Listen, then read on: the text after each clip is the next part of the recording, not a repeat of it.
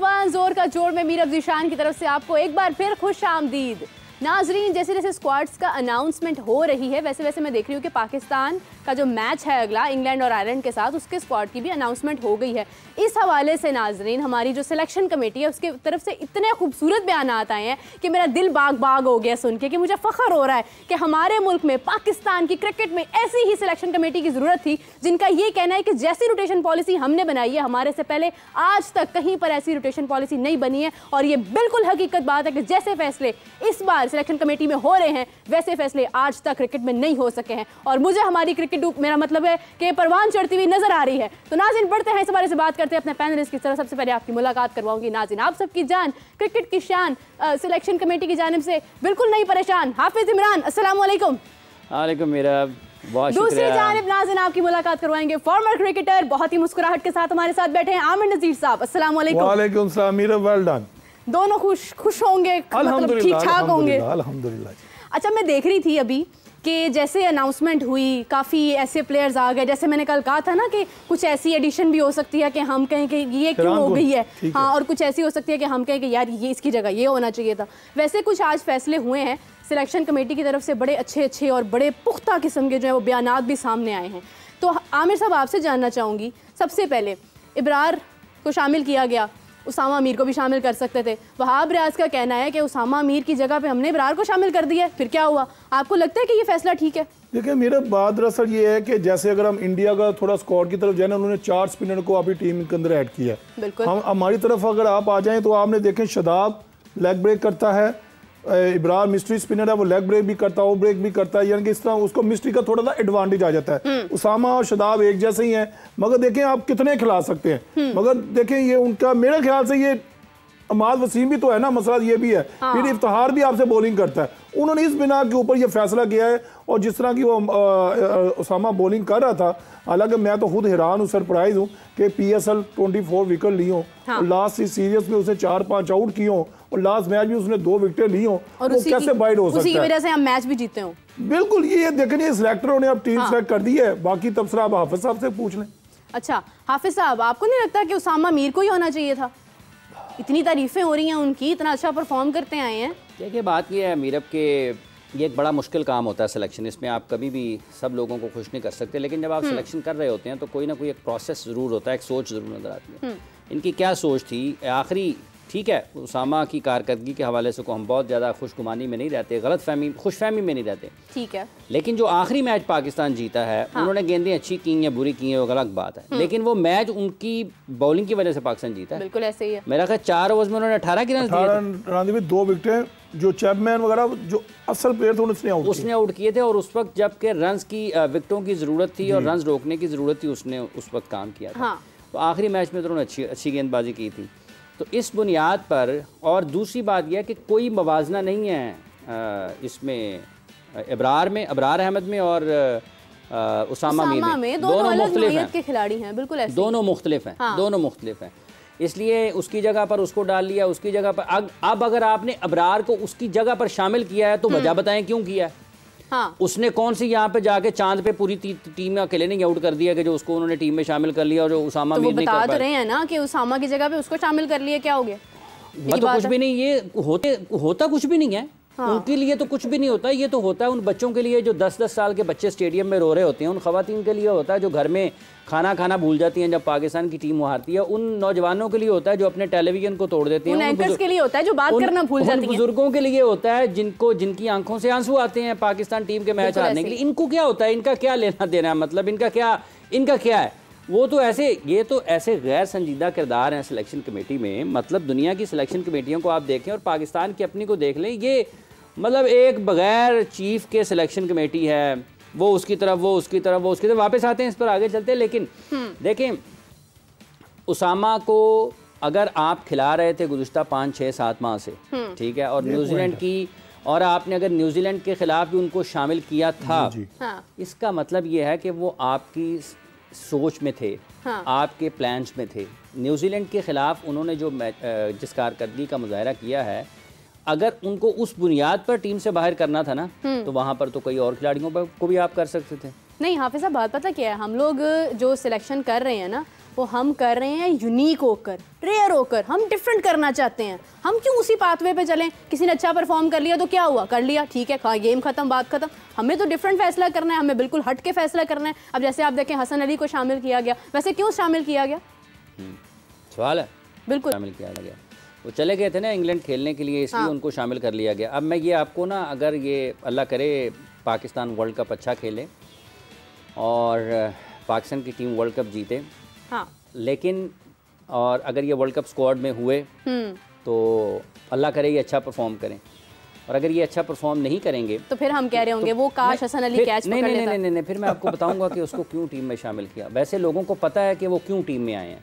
अच्छा, वैसे लोग जानते हैं कि वो क्यों टीम में आए हैं, मैं भी जानता हूँ कि वो क्यों टीम में आ गए हैं। हाँ, वैसे हारिस रऊफ की जगह पे अभी एक बैकअप के तौर पर कहा ये जा रहा है। हारिस रऊफ का बैकअप पूरी टीम में कोई नहीं है। कौन है जो 150 करता है? कोई भी नहीं। कोई 150 करता है? वो हसनैन को आपने बाई रखा हुआ है, आमिर जमाल को आपने बाई रखा हुआ है, जमान खान को आपने बाई रखा हुआ है, वसीम जूनियर, ये कोई और बैकअप है, और भी बैकअप। ठीक है, इसलिए आप देखें कि हसन अली तो ये इतनी अच्छी सिलेक्शन कमेटी है, इतनी अच्छी सिलेक्शन कमेटी पॉलिसी बना दी। वो रोटेशन पॉलिसी नहीं, ये टेंशन पॉलिसी है। ये टेंशन पॉलिसी है। इन्होंने, अगर ये इतने ही अच्छे सेलेक्टर थे तो न्यूजीलैंड के खिलाफ जब सीरीज हो रही थी तो हसन अली का नाम क्यों नहीं शामिल किया? वो होना चाहिए। अब अगर इन्होंने यहाँ पे शामिल किया है आयरलैंड और इंग्लैंड के खिलाफ सीरीज में, तो क्या जमानत है कि वहाँ पर वो अच्छा नहीं अगर खेलते हैं, अगर उनको मौका मिलता है तो उनको वर्ल्ड कप के लिए होगा या नहीं होगा? मतलब ये क्या कर रहे हैं? अगर आपने एक एक मैच के बाद सिलेक्टर्स ने अपनी सोच बदलनी है, कोच ने अपनी सोच बदलनी है, तो फिर तो आप टॉप प्रोफेशनल ना हुए ना, फिर तो आप एक आम आदमी से भी आपकी कमतर सोच होगी ना। हाफिज साहब, वो हम बचपन में खेलते थे ना, अक्कड़ बक्कड़ बम्बे बो, मुझे लगता है ऐसे करके उन्होंने ना बस टीम में बंदे ले लिए हैं, जो आगे आजो तुम भी आ जाओ। हाफिज साहब की बात है, मैं यकीन माना आज पूरी प्रेस कॉन्फ्रेंस में, पूरी टीम सिलेक्शन में ना, मुझे जो एक चीज हर्ट किया ना, वो हसन अली ने की। हसन अली जब 50 ओवर का वर्ल्ड कप था, कई नामो निशान ही था, वो कहाँ था? वो एकदम से टीम में आ जाता और जाके मैचेस खेलता। अभी भी 2022 से लेके कुछ T20 के मैचेस बता दें, उसने कितने मैचेस खेले? मेरे ख्याल से ऑस्ट्रेलिया के खिलाफ वार्म अप मैच था, वही खेले हैं। उसके बाद बता दें कहाँ खेले? अब स्टेट में अब हारिस रऊफ की जगह उसने भी कैच छोड़ दिया था। नहीं, अब मैं बताना चाह रहा हूँ वो किधर से आ गया। देखिए, वो नो डाउट वो परफॉर्मर था, अब उसकी लय नहीं है, अब उसकी वो बॉलिंग नहीं है। हम ये नहीं कहते कि फास्ट बॉलर खत्म हो गया, मगर हमें उसकी परफॉर्मेंस उसको खिलाना भी चाहिए। फिर उसको न्यूजीलैंड स्क्वाड के खिलाफ उसको यहाँ पे रखते आप नहीं, किस बुनियाद पर? वो किस बुनियाद पे? वसीम है, हसनैन है, मोहम्मद अली है, जिनको आप खिलाते हुए आ रहे हैं। हाँ जी, जिनको आप खिलाते हुए आ रहे हैं। अगर आपने परफॉर्मेंस बेस लेना था ना, तो फिर तो सबसे ज्यादा विकेट फास्ट बॉलिंग में मोहम्मद अली ने ली है। लेकिन हाफिज साहब, इसी के साथ साथ अगर आप दूसरी तरफ नजर दौड़ाएं तो आमिर जमाल टीम में क्यों नहीं है? वो तो पूरे हित्ते में नजर नहीं आ रहा। क्यों? वो तो पूरे हित्ते में नहीं है। आपके पास ऐसा प्लेयर है जिसने इंटरनेशनली अपना लोहा मनवाया है, दुनिया ऑलराउंडर के पीछे जा रही है। मैं अफसोस के साथ कह रहा हूँ, मैं माजरत के साथ कह रहा हूँ, हेड कोच हमारा कौन था अभी? अजहर महमूद साहब। क्या थे वो जनाब? नीरज साहिबा ऑलराउंडर, दुनिया के अच्छी बॉलिंग भी करता था और अच्छी बैटिंग भी, और फील्डिंग भी बड़ी अच्छी करता था। उसके बाद रजाक साहब हमारे सिलेक्टर हैं, वो अभी भी क्या थे? ऑलराउंडर थे। मुझे इस चीज का अफसोस है। देखिए, हमने भी सिलेक्शन किया मीरब, हम भी एक एक बच्चे का ना पूरा बायोडेटा निकालते थे। यार, आप ऑलराउंडर हो, दुनिया के मायानाज, आप ऑलराउंडर नहीं बना रहे। आपने एक ऐसा बच्चा बाहर निकाल दिया, पूरे वर्ल्ड कप में नहीं है। ये तो मेरे लिए, जो आपके लिए शाइनिंग स्टार था वो, यस आमिर साहब, दुनिया माननी है। आपने दुनिया स्टोनिस देख ले, टिम डेविड देख ले, रिकार्डो पावल देख ले, किस किस का नाम है? हार्दिक पांड्या।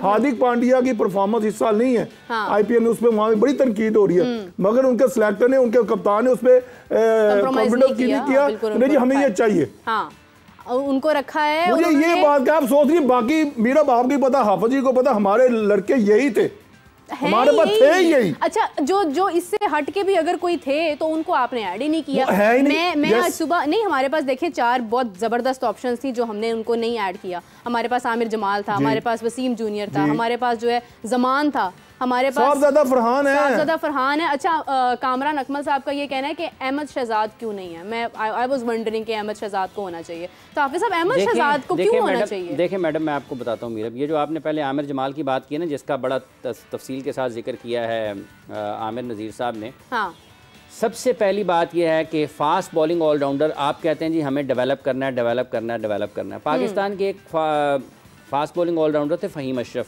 बिल्कुल ऐसी है। आपने जैसे उनको मौके दिए हैं, हाँ। आप क्यों नहीं दे पाए? इसी तरीके से एक जगह पर एक वक्त ऐसा भी था जब आमिर यामीन का भी नाम लिया जाता था और उनको भी कुछ मौके दिए, लेकिन उसके बाद उनको भी बुला दिया गया। ठीक है, बाज़ औक़ात ऐसा होता है कि खिलाड़ी की कारकर्दगी ना किसी वजह से एक जगह पर आकर रुक जाती है, जमूद का शिकार हो जाती है, फिर आपको उसका कुछ ना कुछ उसके साथ काम करना पड़ता है और निकल आता है उससे। अब यहाँ पर आप देखें कि चंद महीने गुजरे हैं, पाकिस्तान ऑस्ट्रेलिया में टेस्ट सीरीज़ खेल कर आया। उससे पहले इंग्लैंड की टीम जब पाकिस्तान में खेलने के लिए आई थी, जिसमें डेब्यू हुआ था आमिर जमाल का, उसने आखिरी ओवर में डिफेंड किया। ठीक है जी, 8 रन नहीं होने दिए। ठीक है, और मोइन अली खेल रहा था।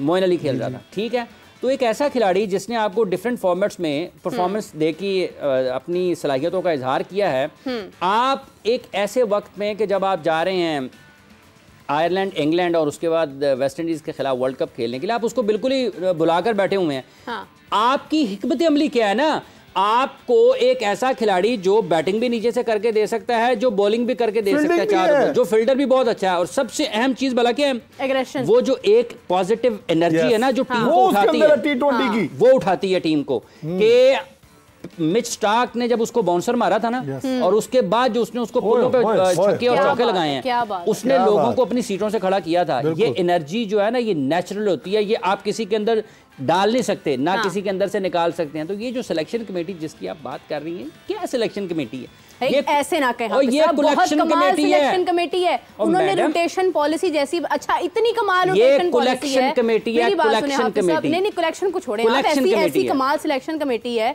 ऐसी कमाल रोटेशन पॉलिसी उन्होंने बनाई है। मैं कहती हूँ क्या टीम में रोटेशन होनी है, उन्होंने सिस्टम में भी रोटेशन कर दी है। उन्होंने एक तरीकाकार, एक प्रोसेस, एक प्रोसीजर, जिस तरह से अनाउंसमेंट होती है उसको भी पीछे कर दिया ना, यहाँ से लो वहां से लो प्लेयर, क्या जरूरत है? ऐसे बताओ क्यों आमिर साहब आपको? देखिए मेरा ये बड़ा अच्छा क्वेश्चन है। देखिए हमारे ये नेशनल सिलेक्टर है, हाँ। 28 करोड़ आवाम इनको देख रही है, ऊपर से पूरा वर्ल्ड इनको देख रहा है। जब आप प्रेस कॉन्फ्रेंस में आते हो ना, आपको लगे यार सिंसियर हो आप, यानी कि पूरे एक यानी कि सोच के साथ बैठे हो कि हमने ये सिलेक्शन पे सीरियसनेस भी नजर आनी चाहिए। बिल्कुल ऐसे ही है। वो कई जगह हम 7 सिलेक्टर हैं, मेरे से काफी सवाल हो गया, रज़ाक बोले, वो बोले नहीं इस तरह नहीं होना चाहिए।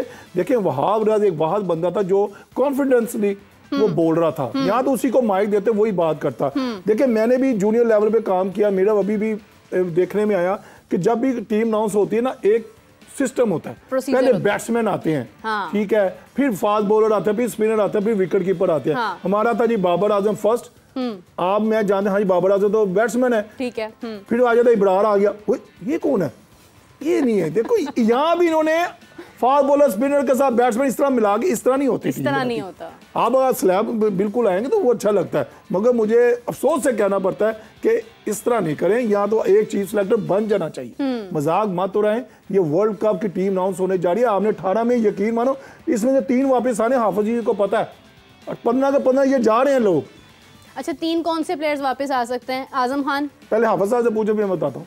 हाफिज साहब देखिए 3 विकेट कीपर नजर आते हैं ना, उस्मान, आजम और रिजवान, हाँ। तो 3 विकेट कीपर्स तो वहाँ पर नहीं रहेंगे, एक वापस आ जाएगा। अब उन तीनों में से आजम और अल्लाह करे कि रिजवान फिट रहें, रिजवान अगर फिट रहेंगे तो वो वापस नहीं आते ना।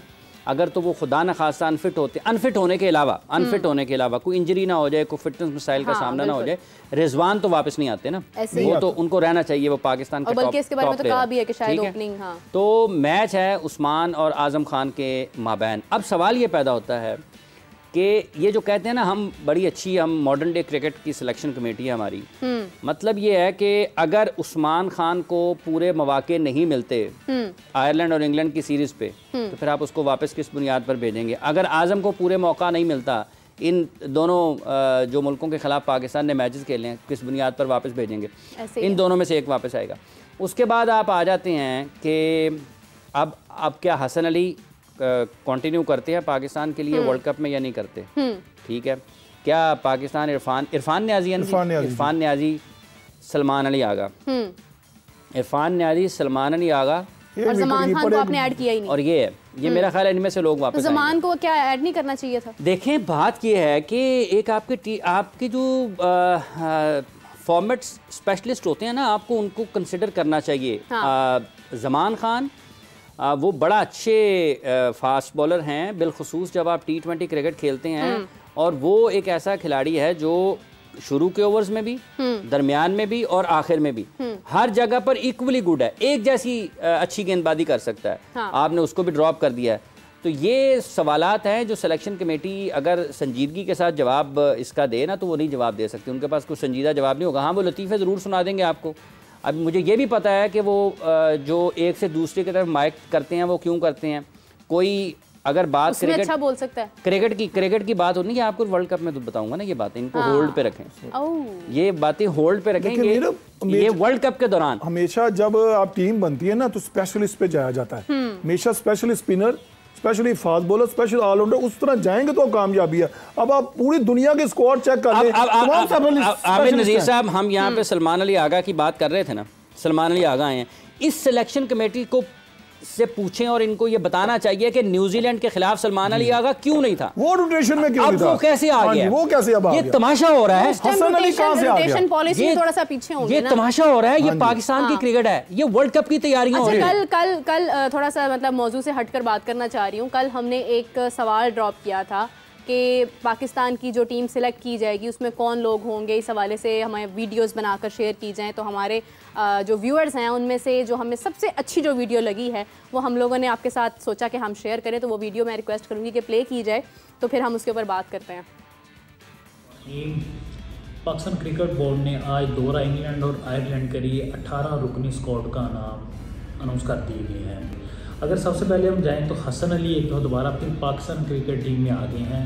समय से बालातर बात है, कोई भी बड़ा इवेंट आता है, वर्ल्ड कप 2023 हो या वर्ल्ड कप 2024 T20, तो उसके लिए हसन अली फ़ौरन तब टीम में आए थे जब वर्ल्ड कप करीब हो। अगर अभी आप देखें तो ज़मान खान की इतनी बुरी परफॉर्मेंस तो नहीं थी जिसको उन्होंने मतलब कि एक उन्होंने क्राइटेरिया बनाया कि उनको बाहर कर दिया जाए। अच्छा परफॉर्म कर रहे थे, PSL में भी अच्छा परफॉर्म किया उन्होंने।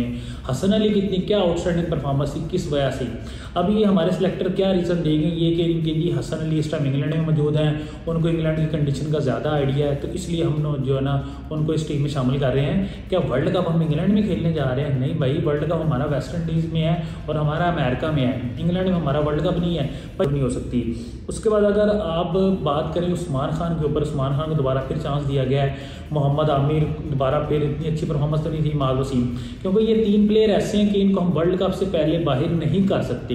ये ऐसे प्लेयर हैं जो डील कर।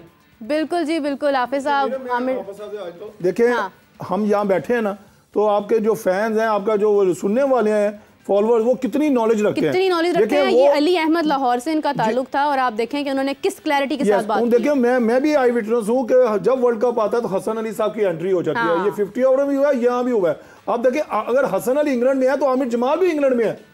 बिल्कुल ऐसे ही, एक ही काउंटी से खेल रहे हैं एजबेस्टन में, वो एक ही काउंटी से खेल रहे हैं। ये कितना इंपॉर्टेंट पॉइंट है। देखिए, हम ये बात कर रहे हैं तो आपके फॉलोअर्स भी देखें नॉलेजेबल है। अब हर चीज देखी जाती है, उसको नापा जाता है, मगर मैं अफसोस के साथ कह रहा हूं कि हमें अभी भी थोड़ा सा इस पर सोचना चाहिए कि हमने क्या चेंजिंग करनी है। अभी हमारे पास टाइम है। जैसे हमारे चीफ सेलेक्टर, सारे चीफ सेलेक्टर है मेरे लिए, तो उन्हें सब ने कहा हमारे पास भी बहुत टाइम है।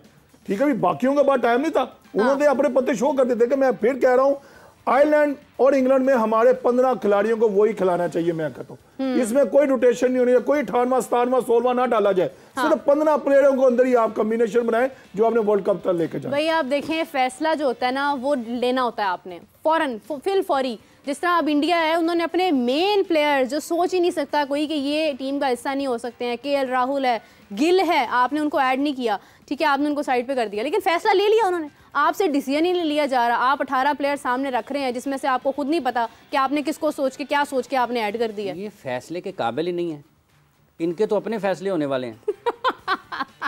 मतलब ये इस सिलेक्शन कमेटी से इनके अपने फैसले होने वाले हैं। किस बात के फैसले? जो अगर इनसे पूछा जाए ना, ये बातें करना आसान होती हैं। देखिए, बात यह है कि जब आपको कोई जिम्मेदारी मिलती है ना, आपको बिल्कुल क्रिस्टल क्लियर होना चाहिए अपनी बातों में। या तो आपको वहां पर जाना नहीं चाहिए, और अगर आपको बाद में ये नहीं करनी चाहिए कि मेरी बात नहीं सुनी गई, मेरे साथ ये नहीं हुआ, फिर निकल जाए वहां से, फिर वहां पे बैठे ना रहे, फिर बाद में लोगों को जाके ना बाद में ना बताएं कि मेरे साथ ये हो गया। जब आप पोजीशन पे बैठे हैं, अगर आप फैसला नहीं कर सकते तो फिर जाएं, मगर ना कहें जी मेरी, या फिर आप उसके ऊपर अपना, अगर आप एग्री नहीं करते हैं तो आप कहें जी मैं फिर मीडिया में नहीं बैठूंगा। आपने 16 की टीम बनाई है, मैं ये 3 खिलाड़ियों से इत्तेफाक नहीं करता, ये मेरा इसके ऊपर नोट है अलहदा से। अच्छा, कि कोई भी बीच में सही फैसला नहीं ले रहा, कोई भी नहीं ले रहा। इन सब ने किया है ना, हसन अली को इन सब ने शामिल किया है ना, सलमान अली आगा को इन सब ने शामिल किया है ना, उसामा मीर को इन सब ने ड्रॉप किया है ना, ठीक है ना, इन सब ने ड्रॉप किया है ना। तो आप बताएं तो सही ना कैसे किया है, आप बताएं कैसे शामिल किया है। मतलब मोहम्मद अली ने सबसे ज्यादा विकेटें ली हैं। अगर आपने पीएसएल की परफॉर्मेंस की बेस के ऊपर ही खिलाना था उसामा मीर को, तो फिर मोहम्मद अली का क्या कसूर है? अगर उसकी 23 विकेटें आपने पीएसएल में देख ली हैं, तो उसके बाद आपने ये न्यूजीलैंड की कारकर्दगी के जो आपकी सीरीज जो जिसने आपकी इज्जत बचाई है आखिरी मैच में, तो वो तो उसामा था। अच्छा, फिर वहाब रियाज साहब का कहना है कि साइम जो है वो प्रेशर अच्छा हैंडल कर लेता है। आपको ये जो न्यूजीलैंड सीरीज हुई है ये देख के कहीं पे लगा कि साइम ने प्रेशर अच्छा हैंडल किया? वहाब साहब का अपना ख्याल है, क्या इसके ऊपर बंदा कमेंट करे? उनको सिलेक्ट किया ना, उनसे पूछा जाए। देखें, एक तरफ वो कहते हैं कि इंटरनेशनल क्रिकेट का प्रेशर होता है, उस्मान अच्छे खिलाड़ी हैं, इंटरनेशनल क्रिकेट का दबाव होता है, ये उन्होंने कहा है ना, कहा है जी, आज का है। दूसरी तरफ उन्होंने क्या कहा जो आपने फरमाया कि वो कहते हैं साइम प्रेशर अच्छा हैंडल कर लेता है। ठीक है, एक तरफ उन्होंने उस्मान की सिलेक्शन का जो बताया है कि सिलेक्ट क्यों कर रहे हैं कि वो अच्छा है, लेकिन इंटरनेशनल क्रिकेट का दबाव होता है, परफॉर्मेंस उसकी भी नहीं है।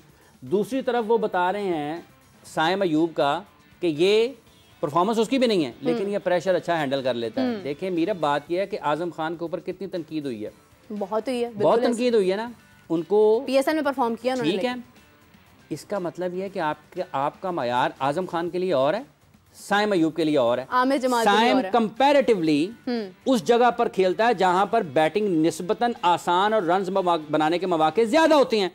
आजम खान उस जगह पर खेलता है जहां पर बैटिंग मुश्किल और ज्यादा रन्स बनाने के मौके कम होते हैं, दबाव ज्यादा होता है। बिल्कुल ऐसे ही है। आपने आजम को तोड़ कर 9-10 मैचेस खिलाए हैं।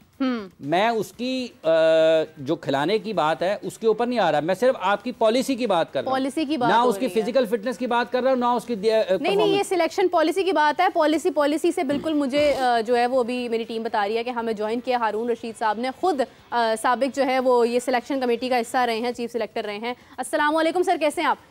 वालेकुम अस्सलाम जी, अल्लाह का बड़ा शुक्र। सर, आपका आज होना बिल्कुल ऐसे जरूरी था जैसे हमारी सिलेक्शन कमेटी में इस वक्त आपका होना जरूरी है। नहीं, ये बिल्कुल ऐसे ही जरूरी है जैसे सख्त गर्मी हो और बादल आ जाएं और बारिश होना जरूरी हो जाती है, क्योंकि हम इतनी इस वक्त दिल बर्दाश्ता हो गए जो हम गुफ्तगू कर रहे हैं, हम बहुत परेशान हैं। और आप बड़े करीब से हिस्सा, मतलब आप देख चुके हैं, हिस्सा रहे हैं इस टीम का, आप जानते हैं कि ये जो हो रहा है वो आपको भी देखकर दुख होता होगा। आपसे एक सवाल है मेरा, छोटा सा भी मासूमाना सा, कि क्या आमिर जमाल को ऐड नहीं कर सकते थे ये स्क्वाड में?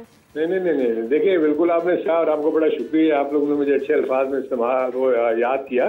देखिए, सबसे बड़ी चीज तो ये है कि आज की जो प्रेस कॉन्फ्रेंस देख के ये पता लग रहा था कि हर कोई अपने आप से जिम्मेदारी को दूर कर रहा है, यानी कोई भी जिम्मेदारी लेना ही नहीं चाह रहा कि ये टीम जो है उसमें हमारा कितना इनपुट है कितना नहीं।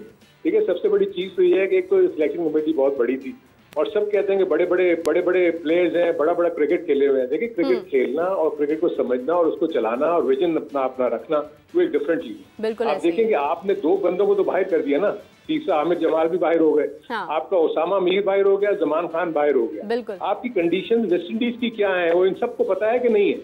आप 6 फास्ट बॉलर्स को लेके जा रहे हो, आप 9 बैट्समैन को लेके जा रहे हो, 2 आपके पास ऑलराउंडर है, 1 स्पिनर है सिर्फ, मिस्ट्री स्पिनर, जिसने अभी तक कोई भी इतना प्रूवन काम नहीं किया बरार ने।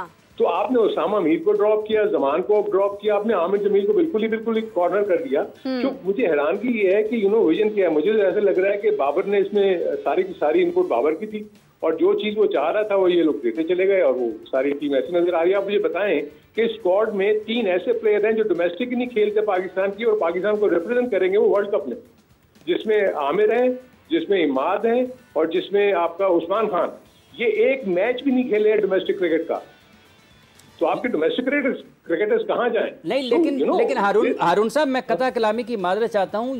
ये चूंकि आप पाकिस्तान क्रिकेट बोर्ड की सिलेक्शन कमेटी के सरबराह एक से ज्यादा मरतबा रहे हैं, ये जो इस वक्त सिलेक्शन कमेटी में लोग हैं, अगर आप इनकी गुफ्तगू सुने तो ये बहुत सारे लोग ये बात करते हुए दिखाई देते हैं जो पुराने लोग हैं जिन्होंने क्रिकेट का सत्यानाश कर दिया, बेड़ागर कर दिया, ये फैसला नहीं करते।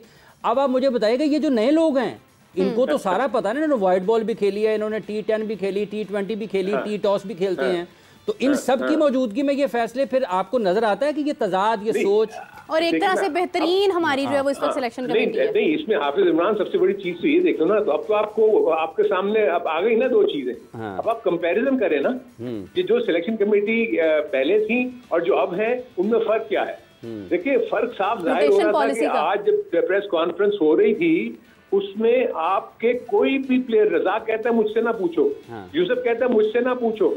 अब मुझे ये बताएं कि वहाब रियाज किस कैपेसिटी में मीडिया को फेस कर रहे हैं? He is not a chief selector, he is one of the selector. I think आज इस मीटिंग में बाबर को बैठा हुआ होना चाहिए था ना, क्योंकि उसको सामने बैठ के सारा डिस्कस करना चाहिए था कि मैंने ये टीम जो ली है उसके रीजंस क्या है, उसको बताना चाहिए थे सारे रीजंस कि मैंने क्यों ये प्लेयर लिया।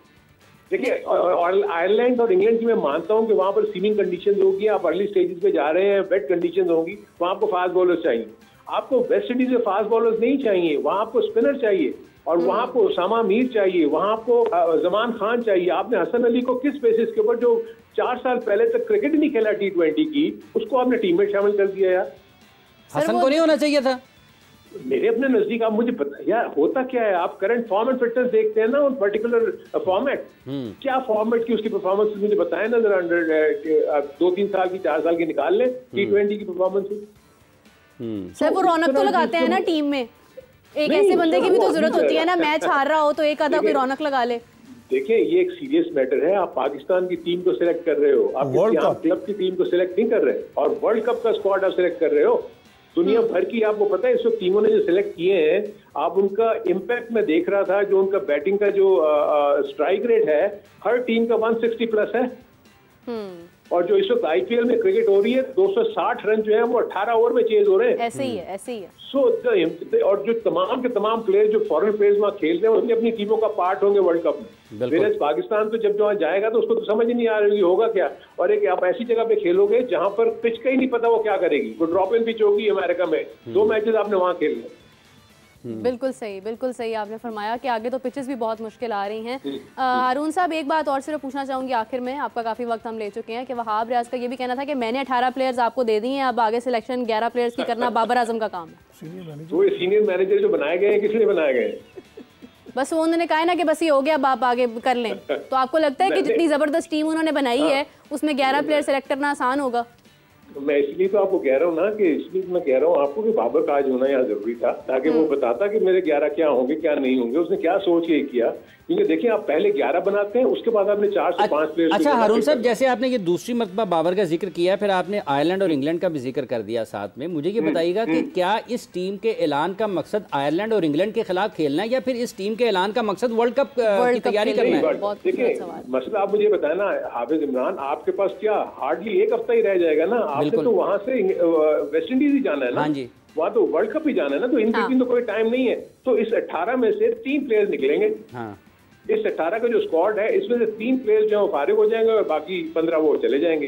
अब वो ये 3 कौन से निकलेंगे? मुझे लगता है फास्ट बॉलर निकलेगा डेफिनेटली, यू नेवर नो कि ये इसमें से एक आध बैटर को भी निकाल दें, क्योंकि 9 बैटर्स हैं, 9 बैटर्स 3 विकेट कीपर है।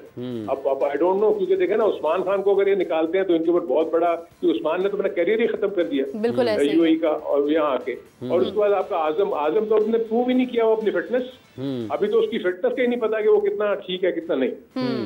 सो ये बड़े इश्यूज होंगे जो ये इन्होंने इसको रख दिया लिम्बो में, कि जी हम वहां जाके एक आध मैच देखेंगे और उसके बाद बताएंगे। अब तो इनको यही नहीं पता कि पहला मैच खिलाएंगे किसको। हाँ। भाई मेरे अपने नजदीक अगर उन्होंने सिलेक्शन करनी है, पहले उन प्लेयर्स को खिला दें जिन्होंने कांटा लगाना है बात, उनको खिला के देख लें, उनकी फिटनेस देख लें, उनकी सारी चीजें देख लें कि ठीक है हम इनको वर्ल्ड कप में लेके जा सकते हैं कि नहीं लेके जा सकते। बिल्कुल सही हारून साहब, बहुत शुक्रिया आपका, बहुत शुक्रिया। आपकी राय हमारे लिए आज बहुत ज़्यादा अहमियत रखती थी।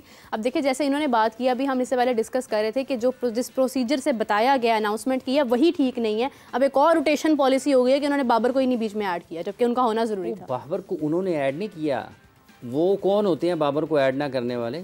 मतलब आपका क्या ख्याल है कि बाबर अगर ये चाह रहे हों कि प्रेस कॉन्फ्रेंस मैं करूँगा तो ये सिलेक्शन कमेटी उन्हें रोक सकती है? बिल्कुल सही बात है। पाकिस्तान क्रिकेट बोर्ड अगर वो चाह रहे हों कि मैंने प्रेस कॉन्फ्रेंस करनी है, तो ये वैसे उनकी बात ठीक है हारून साहब की, कि आज की इस प्रेस कॉन्फ्रेंस में पाकिस्तान के कप्तान को होना चाहिए था, या पाकिस्तान के हेड कोच को होना चाहिए था, जो पाकिस्तान का हेड कोच है। ठीक है, चूँकि इसके बाद बाबर आजम ने इंग्लैंड से जाना है वेस्ट इंडीज़ वर्ल्ड कप खेलने के लिए, तो before the world cup mega event Pakistan के कप्तान को बैठना चाहिए था यहाँ पर, वो बताते कि मेरे ज़हन में क्या है और ये कौन से 3 खिलाड़ी जो हैं जिनके ऊपर हम रोटेट करेंगे कि हम इनमें से इनको निकाल सकते हैं या ये वापस आ सकते हैं।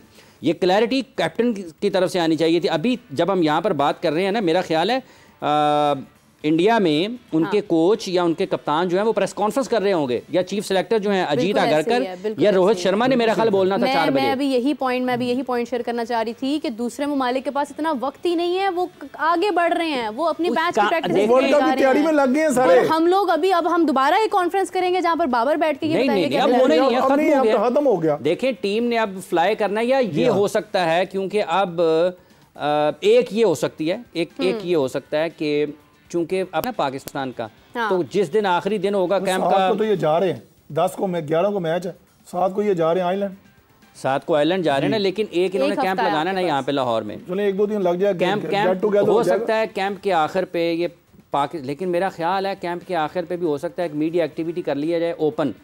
हो सकता है बाबर उस वक्त जाते हुए एक प्रेस कॉन्फ्रेंस करे, लेकिन आज टीम का ऐलान ये हारून साहब की बात ठीक है कि अगर कप्तान करते तो ज्यादा बेहतर था। हेड कोच तो इंडियन प्रीमियर लीग में ना जी, IPL में मौजूद है। इससे क्या बात साबित होती है कि हमारी टीम एक पेज पर ही मौजूद नहीं है, कोई प्लानिंग ही नहीं है। प्लानिंग होती तो बाबर साथ बैठे होते। सबसे जो दिलचस्प चीज है ना कि वो जो सिलेक्शन कमेटी है ना अपना जो जिसने आज प्रेस कॉन्फ्रेंस की है, हाँ। ये बिल्कुल ऐसा ही है कि 4 दोस्त इकट्ठे बैठे हो ना, तो एक कोई चीज़ खाने के लिए आए और मैं खाना ना चाह रहा, मैं तू ला बड़ा बिल्कुल से कहना पड़ रहा है। ये कोई तरीका नहीं है। या तो आपका एक बंदा आए।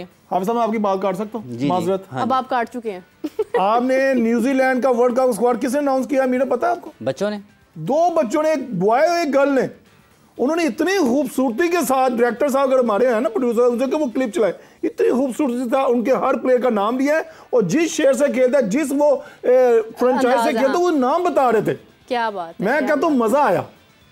मैं कहती हूँ आज का ये दौर ही नहीं है जब आप बेवकूफ़ बना सकें अवाम को। आज का बच्चा बहुत सेंस रखता है क्रिकेट की, हर कोई जानता है और हर कोई मोहब्बत करता है क्रिकेट से। Cricket is the only thing left in Pakistan right now. Chief selector होना चाहिए, मैं नहीं मानता ये कोई, मैं तो सब सारे चीफ सिलेक्टर, मगर एक चीफ सिलेक्टर होना चाहिए जो वाज़ेह पॉलिसी आगे, जो आगे मीडिया के सामने बैठ के जिसका ये फिर अब देखें ना, फिर हम मोहसिन नकवी साहब को चीफ सिलेक्टर बनना पड़ेगा ना। उन्होंने तो देखिए उन्होंने फ्री हैंड दे, ये बड़ी बात है।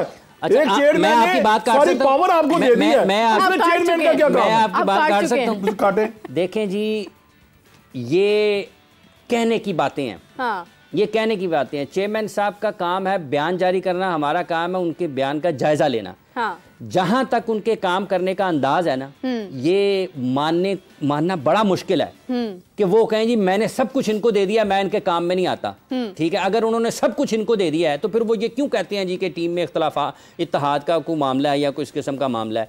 देखें आज उन्होंने एक तरफ तो वो कहते हैं मैंने सब कुछ कह दिया, हाँ। आज उन्होंने एक ट्वीट किया है जिसमें उनको रिपोर्ट आई हैं, मेडिकल रिपोर्ट्स मुख्तलिफ खिलाड़ियों की। His excellency chairman Pakistan cricket board Mohsin Naqvi साहब, चारों के चारों उन्होंने लिख के दे दिए, हाँ। क्या मतलब है इसका? ये तो चीफ ऑपरेटिंग ऑफिसर के पास फिर जानी चाहिए, ठीक है, CEO उनको उसके ऊपर आगे जाके लेके जाए। तो ये कैसे हो सकता है? वहां पर इतनी बारीक चीजें जो है ना वो चेयरमैन के पूछे बगैर नहीं होती। जरा जाके देखें ना, ये जो छापा पड़ा पाकिस्तान क्रिकेट बोर्ड में FIA का, मतलब चेयरमैन साहब ये कहते हैं कि उन्होंने सब कुछ दे दिया और वो किसी को पूछ नहीं है, हमें कहने की बात है। सियासी भर्तियां सामने लेकर आई जाएं। अच्छा मुझे बताएं कि ये वो कह रहा है कि एनू पूछो, वो कह रहा है ओनू पूछो, ठीक है, तो वो सबसे आखिर में जब टीम फंस जाएगी, अल्लाह ना करे कि फंसे पाकिस्तान की टीम, सबसे आखिर वाला बैठा होगा ना, वो कहेगा वो पहले नहीं पूछो, तो पहले अल्लाह कहेगा जी सानू तो पिछों किसी ने कहा सी काम करता है, ओनू पूछो, तो फोन आ गया सी। अच्छा बिलाल साहब बोल ही नहीं रहे थे, बिलाल साहब का काम ही नहीं है वहां पे। अच्छा जो शख्स ये जो बिलाल साहब हैं इनका वहां पर काम ही कोई नहीं है, हो सकता है ये तो जो साथ बैठे लोग हैं ना उनको ख्याल करना चाहिए कि ये एक नॉन क्रिकेटर को आप सिलेक्शन कमेटी में बिठाते हैं, आप किस मुंह से जाके कल लोगों का सामना करेंगे? आप किस मुंह से जाके लोगों का सामना करेंगे कल जब आपने लोगों में जाना है, आपने जवाब देना है। और किस दौर की बात कर रहे हैं? स्टेटिशियन हमने रख लिए हैं, आदादो शुमार के माहिर रख लिए हैं। ये जावेद मियादाद ने इतने रन किए हैं पाकिस्तान के लिए, इंजमाम ने इतने रन किए हैं, वसीम अकरम वकार यूनुस ने विकेटें ली हैं, सकलैन मुश्ताक ने विकेटें ली हैं पाकिस्तान के लिए, आकिब जावेद ने 7 आउट कर दिए थे इंडिया के एक मैच में, ठीक है, अब्दुल कादिर ने इतनी विकेटें पाकिस्तान के लिए दुनिया के बड़े बड़े बल्लेबाजों को आउट किया। उनको कोई आदादो शुमार का माहिर बताता था आगे? और ये लोगों को पागल बनाने वाली बातें हैं। उन्होंने साथ बिठा लिया जी ये हमें बताएंगे। और यार ਤੁਹਾਡੀ क्रिकेट के उत्ते फिर मैं बंदा पूछो ਤੁਹਾਨੂੰ की कवे कि आपको जरूरत है एक बंदे के ये बताने की कि यार, और वो बताने वाले कौन है जो कहते हैं कि शादाब खान का इम्पैक्ट सिर्फ 4 नंबर के ऊपर है। ओ ना कोई ऑपोजिशन, ना कोई कंडीशन, ना कोई बॉलिंग का पता नहीं, इसका इम्पैक्ट ही 4 नंबर पे है। इसका मतलब ये है कि एक बच्चा स्कूल जाता है, ठीक है, वो कहे कि मैं सर्दियों में स्कूल नहीं जाना, मेरी पढ़ाई गर्मियों में अच्छी होती है। इम्पैक्ट है, सिर्फ गर्मियां नहीं भेजना है। अच्छा, वही इम्पैक्ट वहीं पे रहना है। एक छोटा सा सवाल है आप सबसे, उसके बाद क्लोजिंग की तरफ जाना चाहती हूँ। T20 का अब तक का सबसे ज्यादा मैक्सिमम स्कोर कितना बन जाता है आसानी से? वो देखिए, ये तो ऑन द डे किसी भी टाइम अंदाजन 300 तक तो चला जाता होगा ना? 261 तो अभी देखा ना लास्ट ये तो आईपीएल में हो गया।